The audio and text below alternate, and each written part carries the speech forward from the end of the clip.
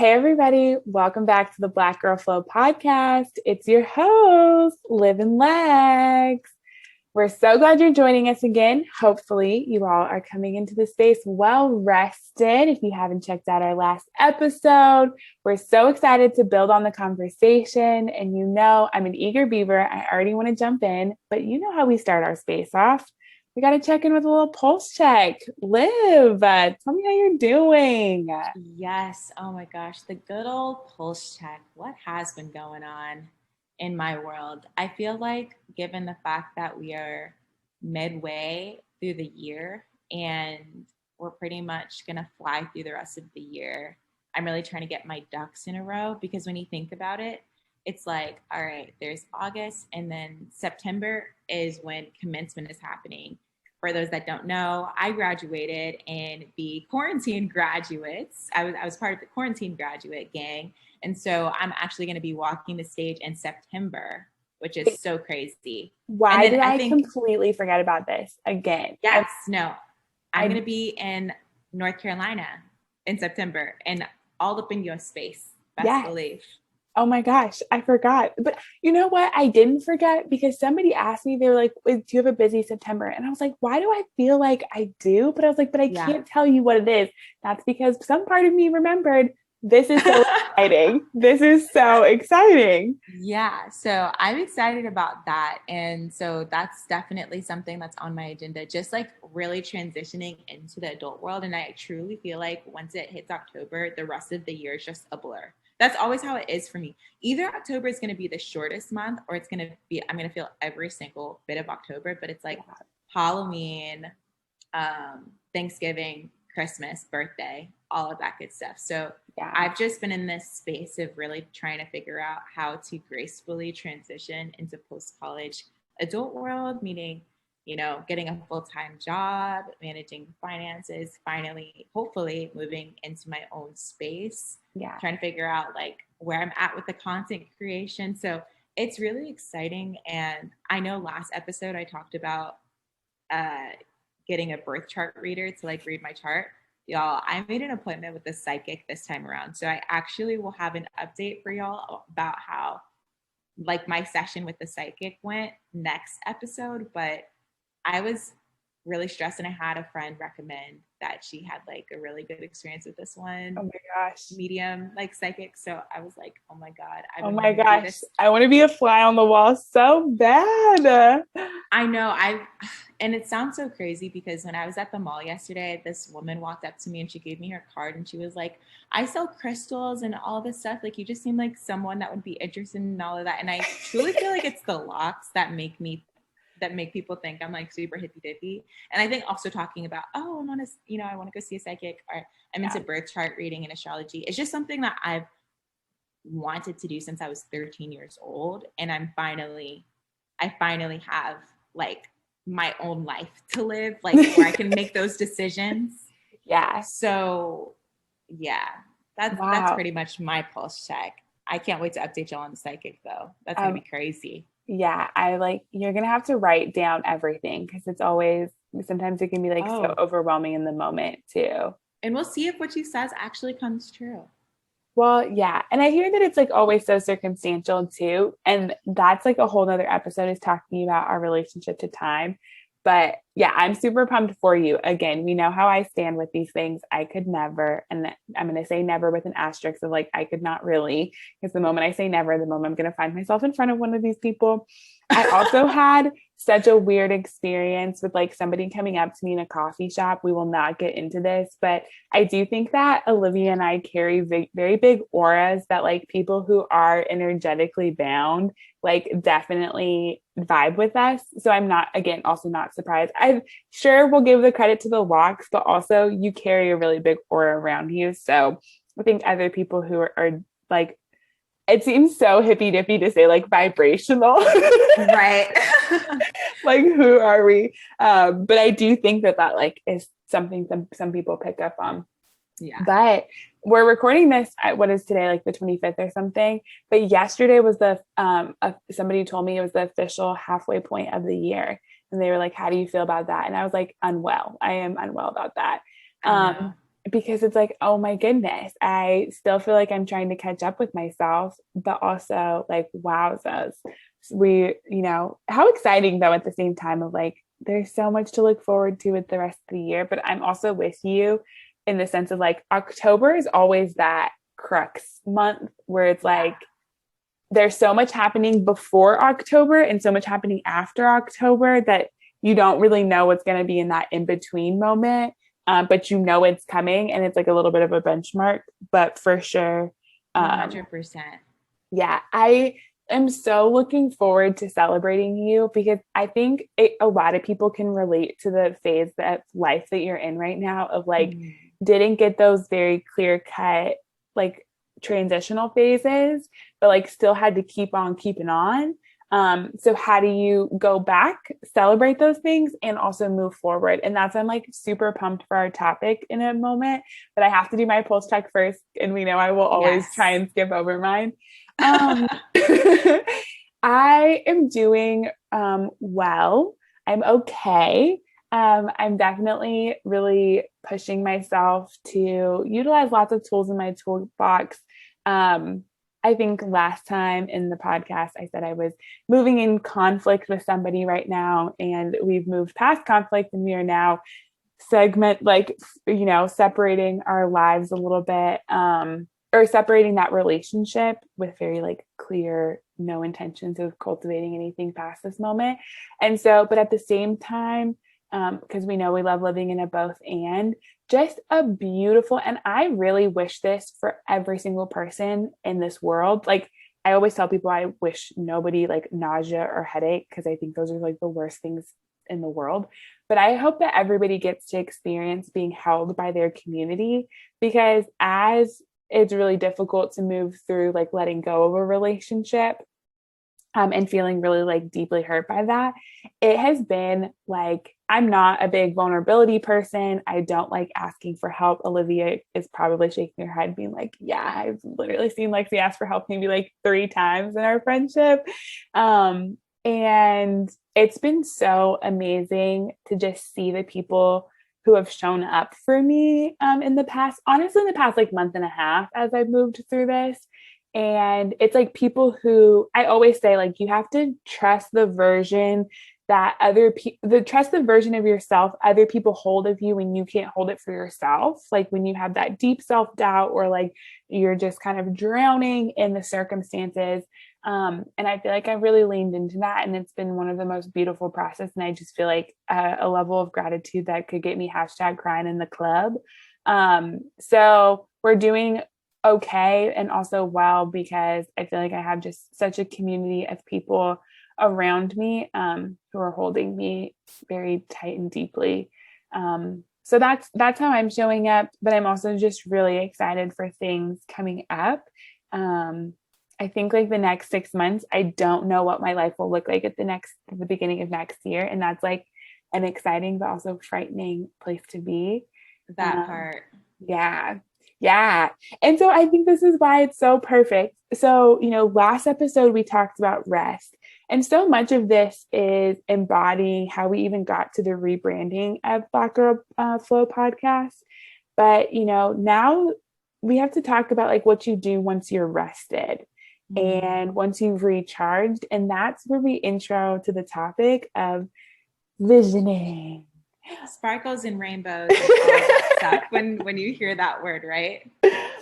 It's like a little shiny piece, because it's like once you're rested, it's now a point where you begin to think about how you bring action and intentionality to your life. And that's what we're going to talk about today. I know. And it's crazy because I was that person that made my vision board like maybe 2 months ago. I know that that's something that people do at the beginning of the year. It was my first time ever creating a vision board. And I created it in like Canva, made it all pretty, framed it, and put it on my desk because it just, for me to have it as a reminder of the goals that I want, the person that I want to be. And I'm still trying to work through like, all right, how can I create systems to get to these goals? But just having a clear vision of the people that you want to surround yourself with, the spaces that you want to be in, the finances that you want to have, all of these things really affect the way that you move forward. Because when you envision yourself, you have that spark, you really try to like start that day. You're like, all right, how can I create the life that I want to live? And it's so important. And I love all the things that you say always. But, we've been taking these like really big concepts and we've just been parsing them out a little bit. And I think you said so many things that are so vital to this conversation because visioning for your life, there's so many parts of your life. Like it can be visioning what you want for your personal life.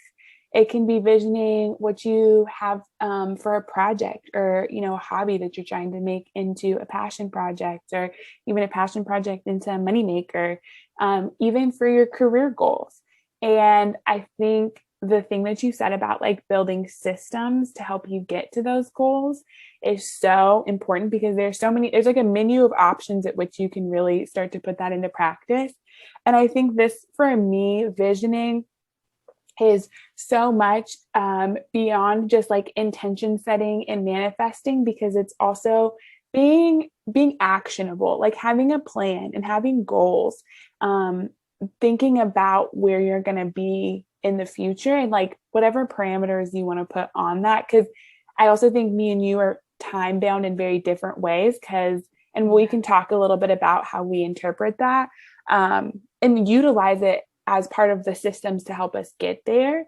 Because I think I'm more, I've always leaned a little bit more into like, oh, I'm just setting intentions, I'm just saying this. But at the same time, recently a lot of people have been telling me, they're like, Lexi, you're actually like a really ambitious person and you're like really disciplined in that. And I kind of started to think about exactly what you're saying of like, wait, I guess I do have a lot of images that I have for myself.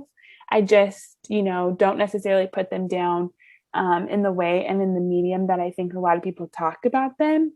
Mm. So I think what you said about building systems to help us get to those goals is super big. And then also picking how your personal life, your projects, or your career goals, how you can really make plans for each of those. Mm-hmm. And it's not like taking on too much at one time. Yeah, what's really interesting is that I was talking to a really good friend's mom the other day, yesterday, to be, you know, to be accurate. I was talking to a good friend's mom and I was telling her about kind of where I'm at with my career. If for those that don't know, I've been interning at this big marketing agency in Chicago, and Ow, they ow. they made it very clear that if I want to have a full-time job there, I'm more than welcome to, transition, since I've already been onboarded throughout the intern process. And for those familiar with like creative marketing agencies, there's a stereotype that, especially when you're an entry level employee, you're going to be overworked and underpaid. I have been in this space of navigating where I want to be, and what spaces I want to be since graduating. Unfortunately, since COVID happened, I've had a variety of a lot of different jobs. I've worked at a smoothie place. I've worked as a contact tracer for COVID and helped with vaccinations and whatnot. I've worked at a photo studio. I've been all over the place. So what's a little bit stressful right now for me is that even though I have this full-time opportunity, like I feel like, I've been through college. I'm a very qualified person to not make it into my career being overworked and underpaid. Like I think I really see the value in my creativity and what I bring to the table. But at the same time, I feel a little desperate in the sense of, okay, I've been, floating around having all of these random jobs. It's time for me to have a full-time job so I can actually provide for myself and pay bills and, have consistent income. And it just made me feel like, all right, no matter what the offer is that's on the table, even if it's lower than I feel like a livable wage, I'm going to have to take it because that's what space I'm in right now. That's what needs to happen. And my friend's mom told me that I have to stop thinking like a Black girl, which really struck me to my core. She Oh, said, wow. you need to stop thinking like a Black girl. Okay. When we are talking about what we envision for ourselves, Yeah. right? And I'm thinking to myself, I know that I'm overqualified for a lot of these entry level positions, even maybe some mid level positions, just given the fact that I've had a business.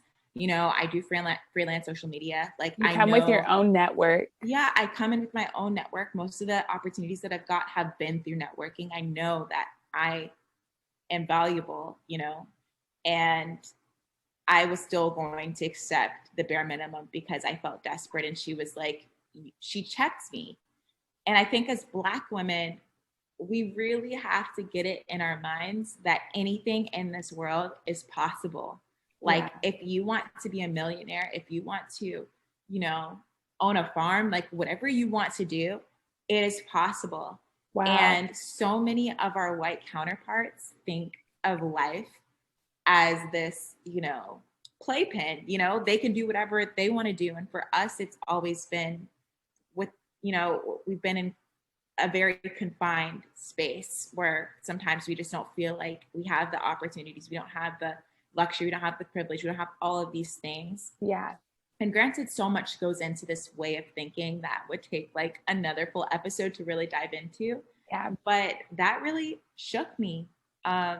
Anybody who's listening, go ahead and click that 15 seconds rewind because I think you need to hear that again. Like, I think whatever you thought you heard, like, go listen to it again and feel that in your body because I think, there's not a lot of spaces where people can speak into that, right? Like, had that come from anybody besides a Black woman, I would have, Right. little maybe eye twitch, but wow, that is so powerful Yeah. to think And about that.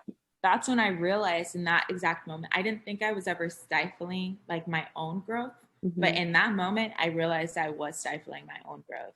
Because let me tell y'all something. I talked to Atlanta. I've been, even though I know I have this full time offer, I've still been networking and trying to figure out where I Because want to mama be. got options. We love options, right?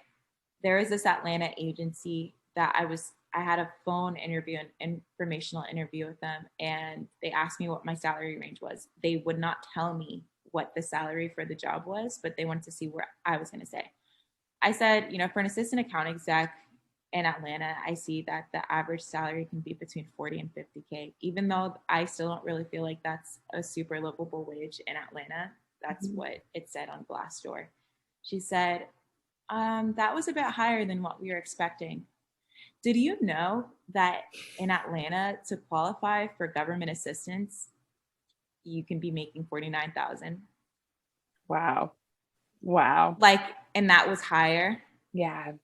This is what I'm saying. Like, it Yeah. is That's so deep. important for us to have these standards and to envision a quality of Better. life that is sustainable, where we can live our best life, have a supportive community, have all of the things that we want, and not settle for less. I think I got screwed over in college so much because I always was deemed as the flexible Black girl. It doesn't Mm, matter, mm. and people that would actually speak up and be like, yo, I don't want to be an apartment manager in this dingy apartment, or I don't want to do this. They would still get what they want because they had those standards. And for other Black women listening, it's so important for you to be very clear Yeah. on your sense of self and to be very clear on what you feel like you deserve and to not step down from that, even if you feel that you are desperate and you're like in a position like mine.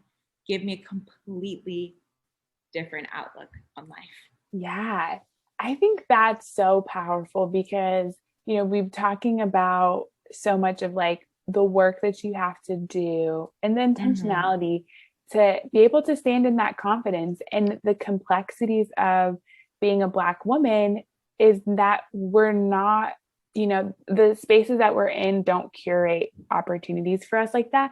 And even if you're non-Black and listening to this, if you're another person of color, you probably can relate to this. And even if you're a non-person of color, then I think even interrogating like what would it feel like if these spaces weren't curated for me either, because it's like unimaginable. But I think that's so powerful of standing in your worth, because there's something about knowing where your current circumstances are and what you bring, and also your investment and total assets in the future self. Like there's such this part of the visioning process that you have to be thinking about your current self and your future self. And you can only be the advocate for your future. Like nobody else knows what that version of you looks like. Nobody else knows what that life you're trying to curate for yourself is. So you got to be your biggest advocate in that. And even if, again, there's something about, oh my gosh, I'm literally getting chills thinking about it, but it's like, we don't always have the resources to curate that. But it's like, again, it's because it's beyond the systems that are available to us right Mm, now. And I tell Olivia this all the time that like there's a reason we call Black girl magic. Like it defines past, present, current, future. Like it defines all of those. It's an essence. It's a feeling. Like, and there's something about, if you really spend time with yourself envisioning, and I know for myself, I'm not, it's a little bit harder for me to be so like fixed in time. Olivia knows this because if anybody has like an OG listener, you know how I feel about New Year's resolution. New York resolution. Yeah. Because I don't like putting things on a time bound, because I'm like, I'm existing in so many dimensions and like my energy is beyond that. But there's something about, for me, being able to sit and meditate in this vision for myself, that like I can create the bounds that I need to. But it's so hard because we are getting caught up in so many systems that aren't situated for that visioning. And there's the work of an author called Bettina Love, and she does a lot of stuff in education work, which is how I got introduced to her work. But she talks about freedom dreaming, and what like she really describes that as is just like reimagining what has existed in order to pave a new way of doing things. And I've always talked about, and Olivia hears me say this all the time, of like, I couldn't have even imagined for myself where I am right now. And the life that I've curated for myself at 24 is beyond what I could have imagined for myself at 19. And if it looks this good right now, I cannot even imagine what it looks like at 30. And it's Right. and it's not always about having it looks like this house at this apartment at this address at this agency or whatever. And sometimes it does for people. And I've seen a lot of people manifest really phenomenal things in their life. But what I can say is that when I sit in that visioning process, for me, it's about like being able to cultivate a space where like my inspiration and my joy are beyond the systems that I'm having to exist in and the day to day. And I know that's super meta, but I hope between the two of our ways that we internalize visioning, that it's really relatable to folks, because as Black women, you're right. Like we have to advocate for that, and also think beyond the tables, Mm, I beyond the know. walls, beyond the barriers. And that's not easy, like at Right. all, at all. Right. She was like, you know, there is a white girl out there that is going inside a corporate office and asking for the most, Mm-hmm. that there is to offer. Like, what makes you any different than them? Like somebody Yeah. that's underqualified than you. And it's been so interesting to watch how manifestation, the practice of manifestation, has blown up over like I would say like the past year, maybe the past 6 months. Just the talk of manifestation over social media, Mm-hmm. and people talking about like how they've manifested certain people in their lives. And if Sierra could tell us what she prayed for when she got Mm-hmm. Russell Wilson, Mm-hmm.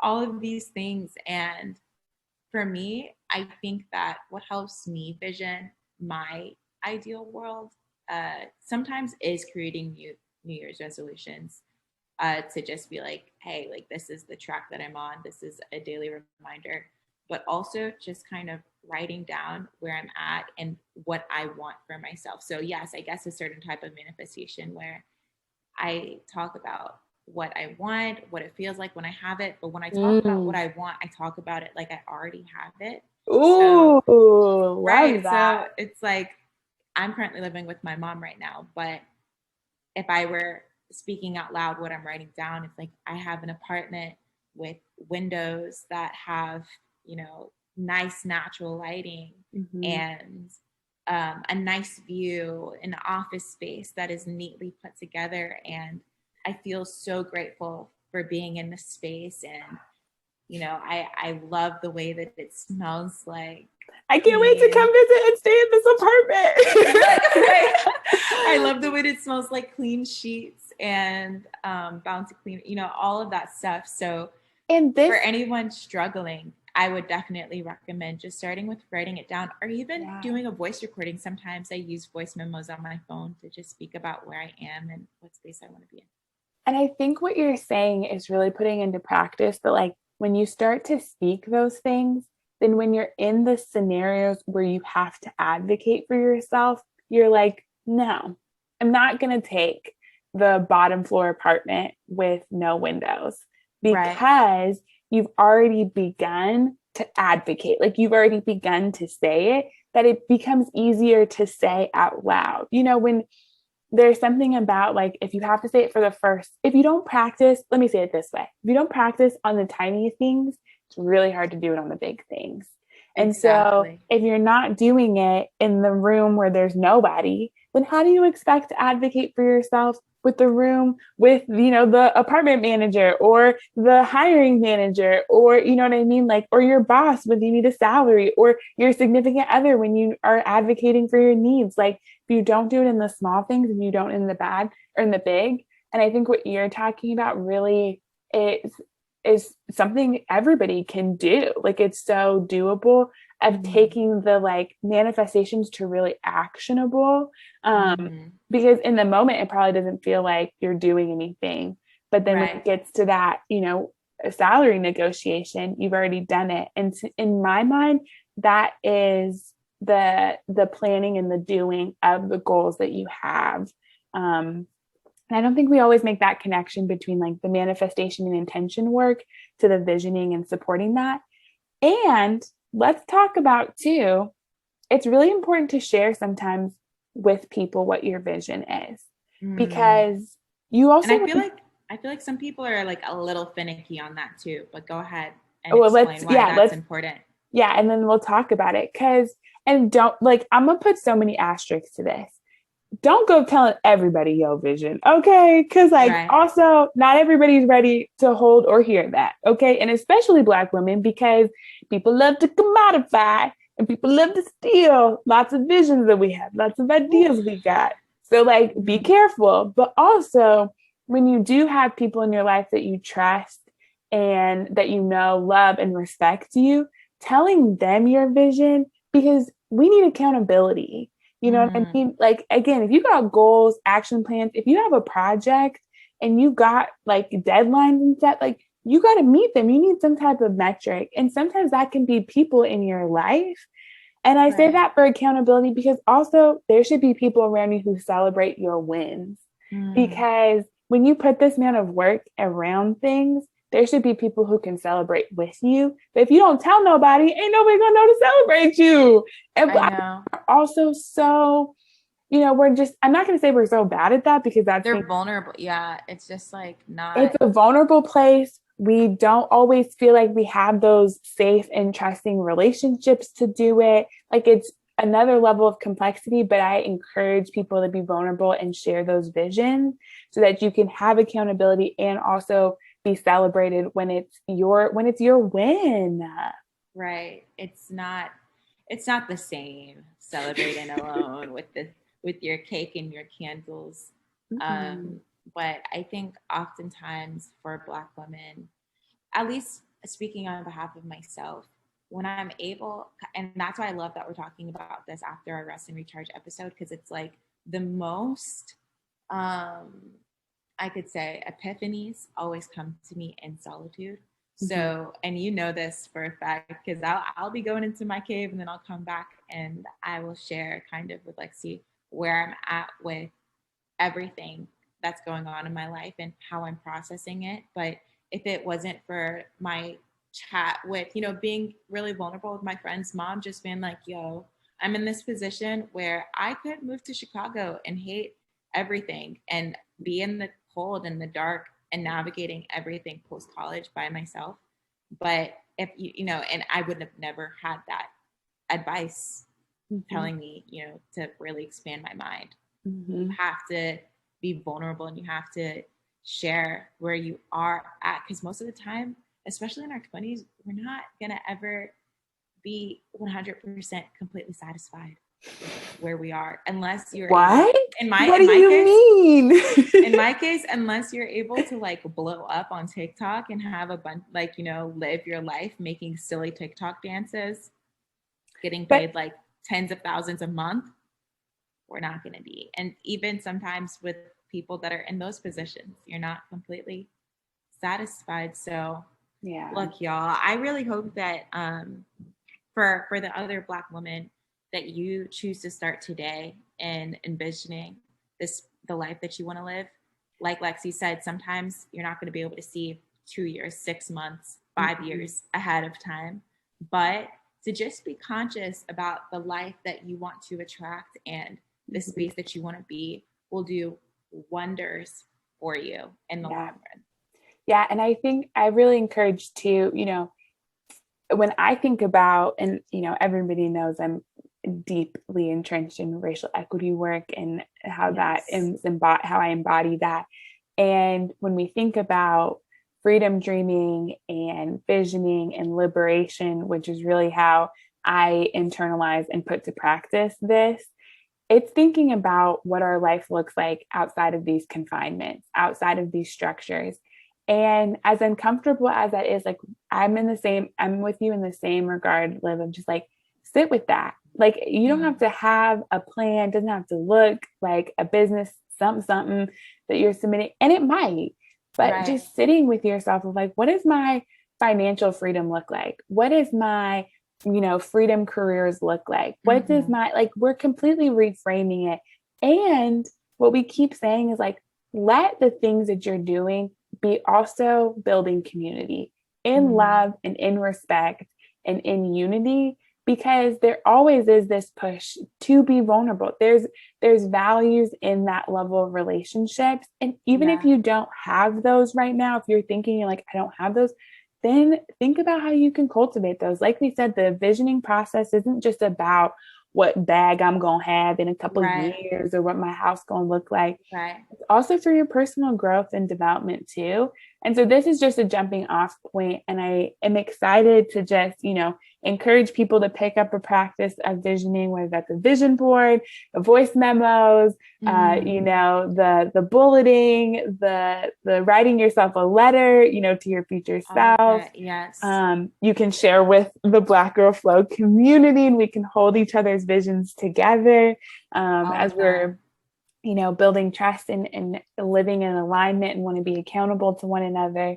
So this just brought me so much life. And also, we can always, keep doing this for us too. I know. Just ask yourself, y'all, why not now? Why not now? I was talking to Lexi like months ago and I was telling her, I've been thinking about moving to Jamaica for 6 months, for a year maybe, just to reconnect with my roots, to reconnect with my family, to have that culture, to finally be able to speak patois. But I was like, maybe that's just something that I'm going to do like in a decade or something when I'm all settled. And she's like, but why not now? And I'm like, you know what? My impulsive behind, you know what? Why not now? So it's like I have started to talk more about it and I've started to put it in the air. Once it's in the universe, you kind of just like see what comes to you. So we've enjoyed having this conversation with y'all. And as always, we will be continuing that conversation over Instagram. So please make sure to follow us at the Black Girl Flow podcast on Instagram, where we will be continuing the conversation, and make sure to rate us on Apple and Spotify, because that will help boost our podcast to other fellow amazing Black women and just people, great humans in a world that can benefit from hearing this, this content. And with that, y'all, we're going to sign off and we will see you next time. So with that, peace, love, Blessings. Blessings. Rest well, y'all. See you next Bye. time.